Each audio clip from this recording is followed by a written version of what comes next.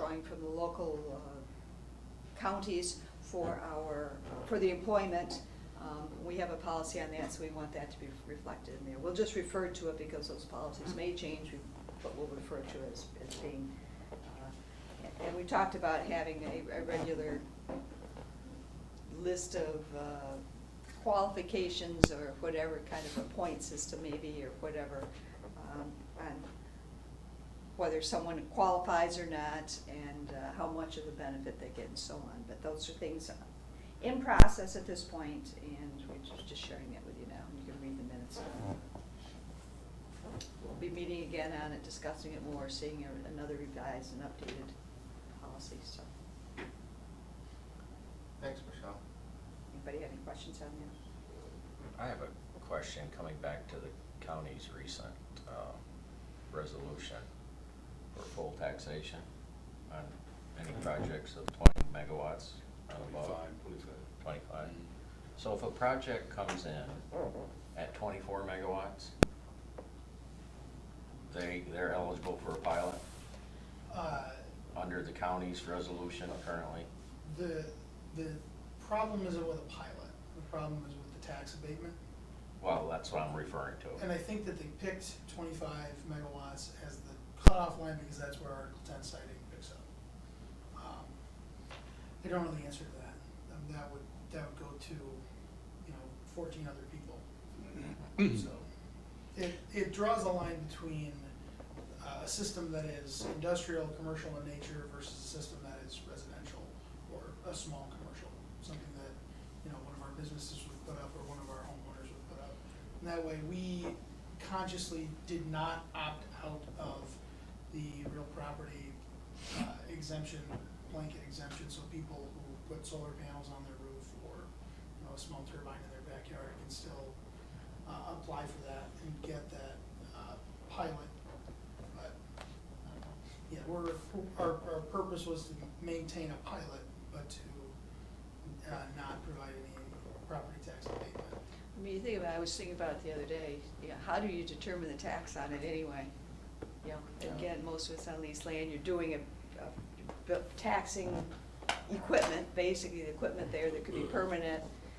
In theory, has a 20-year useful life, that's what everybody says, plus you have to have the value of tearing it back down again. So what is a tax? What are you taxing and at what rate are you taxing? And something's gonna have to be negotiated anyway, I would think, because there isn't a way of taxing those necessarily. Well, in state law, it's treated as real property. So they would be assessed by the town assessor. Yeah, but how do they assess it? Oh, there are 3 different ways they do that. Yeah, I was gonna say there's different ways, and you have to be looking at the useful life of it, less the value of tearing it down, the value of, and it's 20, maybe a 10-year life, so you have a 10-year value or as an average and so on, so. I just think. Oh, no, it's not. Took over a year effort that we went through, and then of course it happened. Yeah, But so I we're talking think about. that's right. That had that was an income Base, yeah, so it's an income associated approach to it, but. approach. But I think Ted's point is, and perhaps what Jeremiah is saying, is that, a lot of these projects, all of these projects, frankly, when they get large, are going to have to be examined individually anyway. I mean, we're all going to have to because they're going to deviate. If for no other reason they're going to deviate from the UTIP, there is virtually no way that I can see that everyone would fit the arrangement that we were trying to develop here. We have to have a baseline, but these things are all over the lot. There isn't one of them that we're dealing with today that I can say is exactly the same as the other. They're all over the lot. So at the end of the day, we'll have to look at this thing and say, does it make any sense for us as a community? If it does, then we go forward. If it doesn't, and the perspective is different from every agency, every individual, they have to call their conscience and say, does this make sense for us or not? And again, the county, I know they put that in, but I would think they have to look at it if someone's gonna come in and give 75% of their output to businesses or to municipalities here. I mean, that's a big benefit to our community,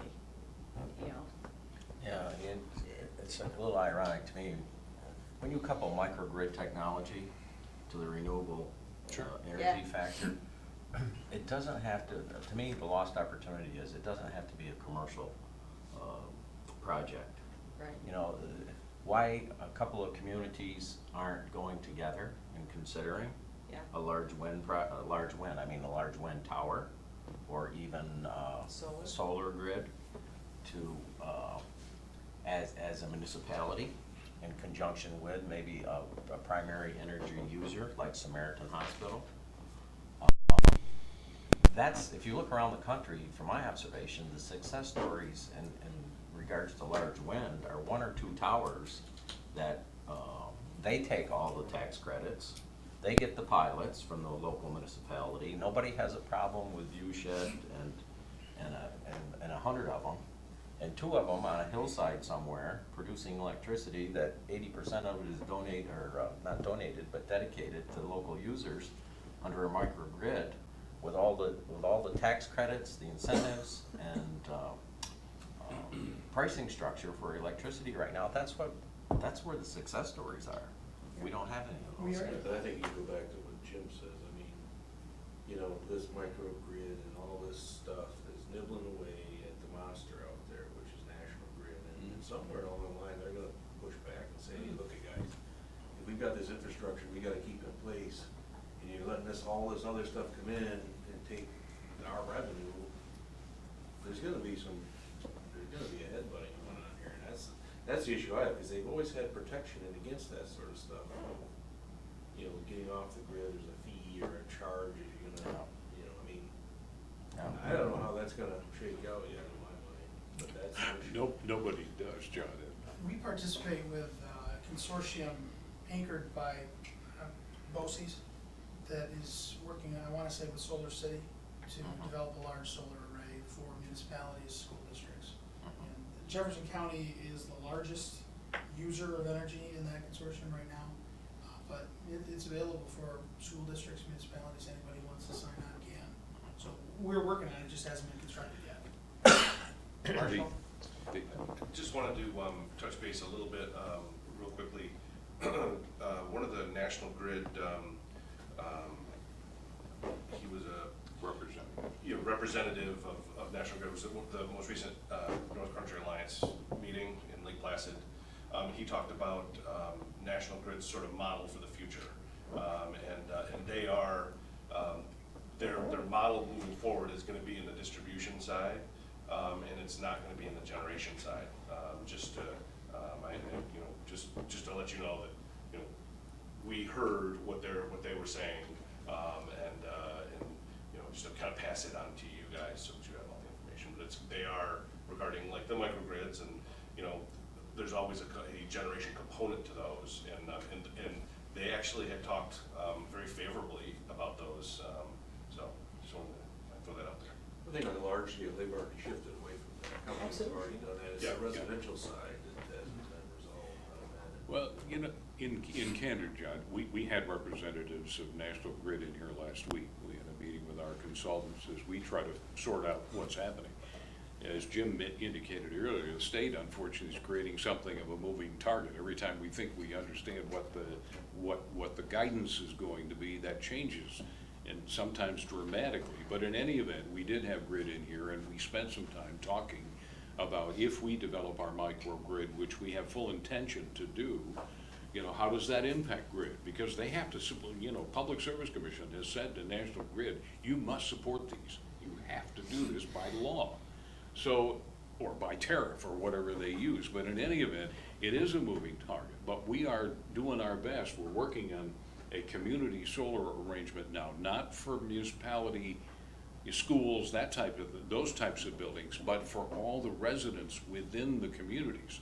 And we have 2 towns right now that we're working and developing a strategy, and we met with supervisors last week about this. But part of that is because the ability to be able to do that was just legislated not too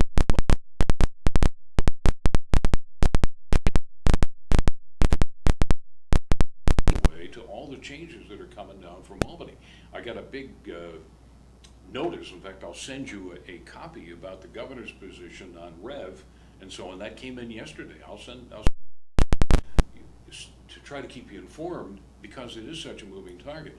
John Bay is, you know, our consultant is, I talk to him 4 times a day, and I'm not exaggerating. We talk about what's happening in the energy business, because in my view, it is so important to what we do as a development organization. So it's tough to get your arms around, but I think we're staying on top of it. I'm not entirely sure, but I do believe it.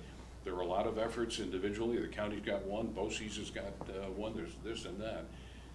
You put them all together, we may very well be able to create an environment where we can attract, as Michelle says, because we've created this environment where lower cost energy is available to everyone, not just to manufacturers and so on, which is important, working with Brake and others right now on their projects, but we can provide some directly to the ratepayers. And if we can do that, then, you know, boy, then we've got something to shout about. So that's where we're working. The thing to remember about microgrids, it's really just distributed energy, and it's net metered. It's, you Locally generate energy generated. closer to a source and you net meter it through conservation and all that. And what Jim was talking about, the story for Brownville Water is very similar. The grid is a ballast. You have to have so much ballast out there to be able to feed all the ebbs and flows. You have more energy demand at your farm than I do at my home, clearly. I mean, I would assume, and maybe in the evening, it goes the other way. So, I mean, this ballast has to be out there, and that's where the transmission issues in New York State are way beyond everything else. I mean, if we were just talking about putting up the lowest cost energy, build gas plants all across the state. It is the cheapest form of energy. And it's a base. It's not, I'm not saying it's the cleanest, but if you're just talking about pure dollars and cents, you can put up a couple megawatt gas turbines for a few $1 million, cheaper than everything else. You don't need subsidy, you just put them up, they run themselves, and they're spinning reserves. But it's not always about dollars and cents. It's about public policy, it's about public acceptance, it's, you know, all of these different things. And what, by the way, what the grid people will tell you offline is, and what is perhaps enabling them to see value in what's going on is, if we don't do this, they're going to have to invest, or their ratepayers are going to have to invest over, the last number I saw, you know, pick a number, $50 billion in their infrastructure. Well, if we did the microgrid, that essentially takes some of that investment burden away from the utilities, because now they don't need to rebuild so much infrastructure or whatever. They're gonna focus on the distribution system that you talked about. So there is, and when you sit and talk with grid people, they'll acknowledge it. They say, well, you know, okay, if we don't do this, somehow we gotta come up with $50 billion to put our infrastructure back in shape, because it's in bad shape right now. 50, probably you got 0 missing. Well, that's, yeah, it could be. Yeah, I've heard $100 billion, Yeah, but I tend to well, I use mean, cheaper. You think about it. I mean, I travel a lot to foreign countries, and there's a reason everybody uses cell phones in Nigeria. You can't afford to put copper lines everywhere. You cannot afford to put physical infrastructure to connect homes so people can talk on landlines, which is, you know, cheaper, and we think, God, you know, telephone in your home. It's like, no, because you can't steal that transmission line, the copper, and, or it goes down, or, I mean, there are Right issues. ways. Not to pick on Nigeria, just happened to be off the top of my head, but it illustrated my point. Are you with the Nigerian Chamber of No, I've Commerce? never been to Nigeria. Sorry. Our insurance doesn't allow You have a resolution for us? Yes, the resolution that's in your packet is to approve the pilot for the rail line project so that it can be advanced to the taxing jurisdictions for formal approval, and also so we can schedule a public hearing. Don can better explain the history of this than I can because it precedes me, but this is the 3-county project, and the bulk of the rail lines that are being upgraded are in St. Lawrence County and Lewis County, I believe, and you can see that on Schedule A to the pilot, which is really the meat of the document. The pilot payments in this particular case are not tied to the assessed value, but tied to the volume of freight that's going to pass along the lines. This pilot's already in place in St. Lawrence County, I believe. Lewis County, I think, has not acted on it yet, from what I understand, but It's in process, and I believe Don can confirm this, but I think the issues with the taxi jurisdictions have been resolved. Is that correct, Don? We're Close. hopeful. Close. Yes, I think that. Yeah. It's been, those of you who've been sitting on this board for a while know that we have been struggling with this for a little over 4 years. And it has been a handful. And to Michelle's point, by the way, this is one of those pilots that are based on income as opposed to property values and so on. But in any event, it's designed to try to save the railroad. But Joe is now deep in this, but you know, our mission here and why it's so important to us is we've got two very important industries in Carthage that are depending on having rail transportation. So we have to support Bob Sturt's and Slack Chemical and Carthage paper makers because they need the rail to operate. But at the same time, we're creating a line that will help St. Lawrence County develop Benson Mines and the New Falls Paper Company and other types of things. But the issue has been two things. There was an arrears issue of back taxes. The railroad had gotten in problems because these things are not, they don't make a lot of money. In fact, they don't oftentimes make any money. So they got behind in arrears taxes and the county has been jurisdictions. We think we finally figured out how to resolve that. Proposal that I made was accepted. The other is we have crossings in the village of Carthage, which desperately need to be repaired and upgraded. And the village board has been reluctant to agree to it because they feel the leverage that they currently have now, because we need to do this, they'll be off the bloom if they agree to do a pilot. But I convened a meeting with DOT, and we think, using Signal 30 or Article 30, 130, whatever the funds, we believe we found some funds to help the village of Carthage. And so in light of that, the village of Carthage may also approve it. And so hopefully we can move it along once we've done a public hearing and the other things that we have to do. The county intends to take the pilot up at its September meeting, I believe. Yes. And right. they want to make sure the IDA board has approved the pilot in its form before they present it to the legislature. So that's the purpose of this resolution. We still have things to do between now and there'll be a final, once the taxi jurisdictions give their consent, we'll have a final approving resolution, presumably at your September board meeting. So. I have a question, the schedule on page 34, you're actually on Yep. it right there. Yeah. The paragraph, 2 paragraphs above, there's different mileage factors, is that on purpose? Like it says Jeff County is 7.25, but below it says 666. And then the total rail line. Is that on purpose? No, it's not. The 6.66 is correct. I'll fix that. Okay, so the description above. The original discussions involved additional rail line in Jefferson County, Okay. additional parcels that are now out of the picture. I So figured there you, must have been yeah, some thanks for special picking that up. deal. I'll, You're absolutely yeah. right. I This is was trying to get our denominator, this has been trying to get a moving bigger payment target. to Jeff County. Been a moving target. This has been a challenge to get our arms around this for 1,000 reasons. Yeah, and we just got the corrected mileage figure a week ago from the rail line. I neglected to correct it in the paragraph above, so. And then the other question about the total pilot payment definition, it only physically has to start or terminate on what you call the Newton Falls secondary, which is this rail line. Right. It can travel 1 mile or the whole 46 miles, it doesn't matter. Okay. Is this Think used? of it as a chain for your. Yeah, And, it's a tributary yes, exactly. off the main line. Is this per car taxation, is that used around the country in other places? Well, it's not uncommon, or I mean, it's not unheard of, but it's not very common. Rail, We didn't come up with that ourselves, or the localities. This is something that floats around out there in the rail well, industry. actually, there was a lot of local input to developing that, based on history and a whole bunch of other stuff. Part of the reasons that there are in arrears with their real property taxes is because they've never challenged their assessments. Yeah, that's right. And the assessments are probably out of whack You know, if you take a typical commercial assessment, which is based on income approach, they're way out of whack, and they just never bother to challenge them, they just stop paying. And the state enacted legislation some years ago, I can't give you specifics, but it capped essentially what these rail infrastructure folks could be taxed.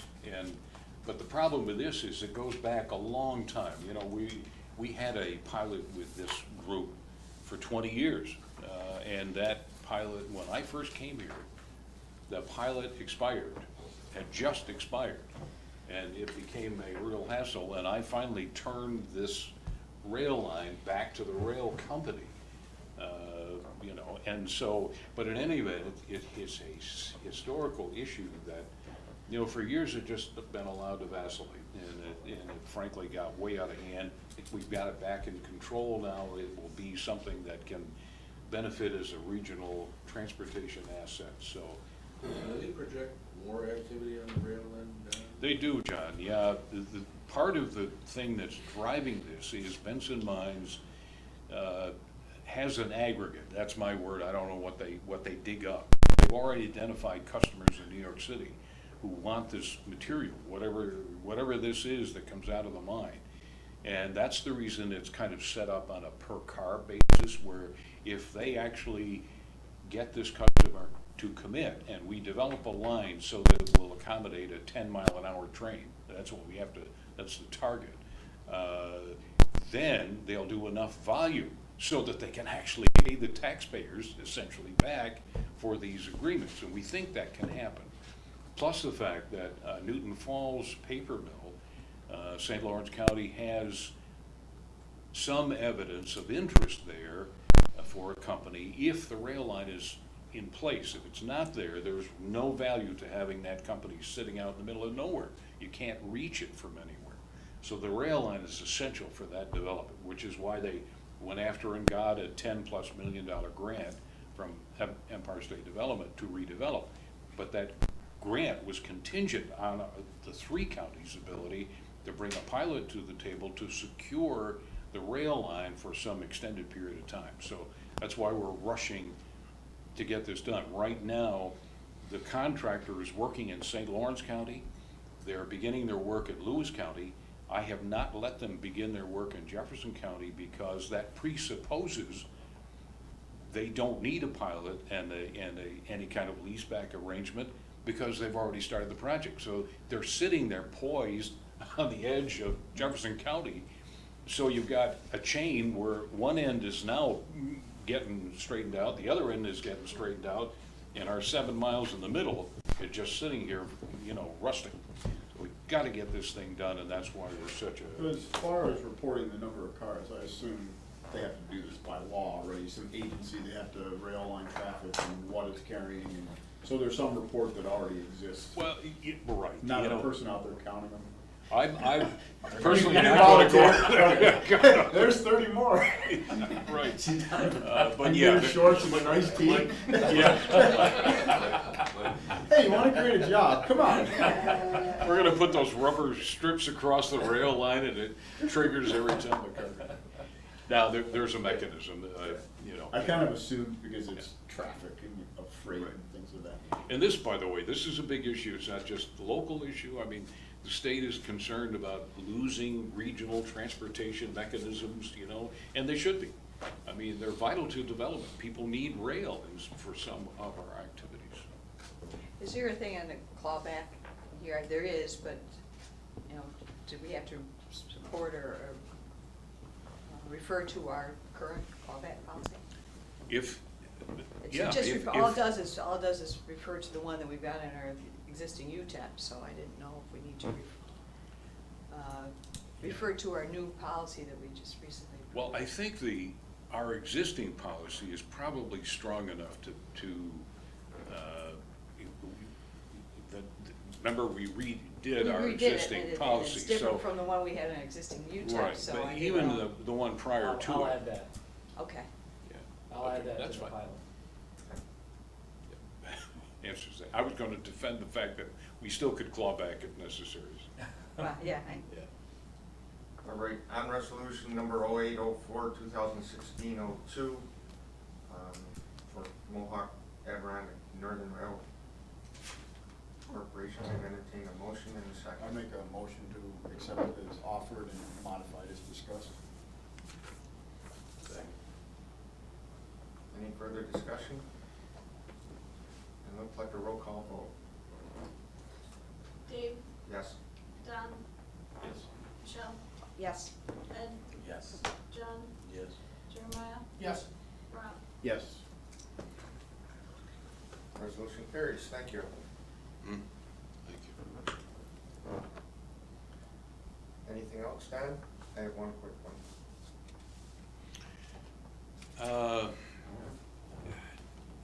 No, there's a lot of stuff again, but no. We are currently moving ahead, staff and council, with the Fifth Amendment to the RCI in Fort Drum. And with that being said, we're kind of crunched for time, as always. So if it gets put together, we may have to convene a special meeting sometime in the next couple of weeks. That'll keep everybody abreast, and we'll let you know on that. That overtime? They just provided documents to us on Monday, actually. Monday, Both yeah. Don and I were out, and I talked to their council last Friday, and when I found out Don was gonna be out, and I was gonna be out for 2 days, I told her that there's no way we could make this month's agenda, and I told her probably September, but I know they'd like to move it sooner if we're ready, so. Does that need to go through committee first or straight to the board? That'll come You- straight, that'll come straight to the So board. if it's a special meeting, you can kind of dispense with anything to a committee? Yeah, because Rob, this is already covered by contract, you know, it's that contract that's been in existence for a number of years, and it's still got a life of 30 years left on it, so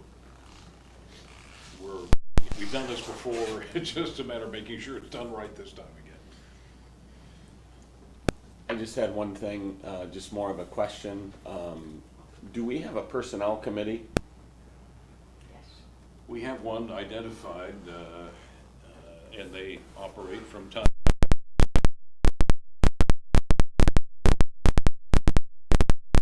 Exempt and hourly employees that go in effect in December. On a couple of the boards that I serve on, some folks have heard about it, some folks haven't, and it could have major effects depending on the pay structure of the organization. So I think it's something that we may want to take a look at. So that most of the things that were categorized as exempt are no longer exempt. Those folks are either gonna become hourly employees, or you have to elevate them to a level that they remain exempt, which can be damaging financially. So, Has to do with overtime, Yeah. pay rate and stuff like that. Well, right, most of us here are all salaried, and of course, we don't get paid enough, but, I mean, that's another whole. you'd be surprised at the cap now. Yeah. It's, 40 it something, affects, 40 it something. affects a Yeah. lot of people Yeah. and only carves out Yeah. a small amount of professionals that are still not covered under this.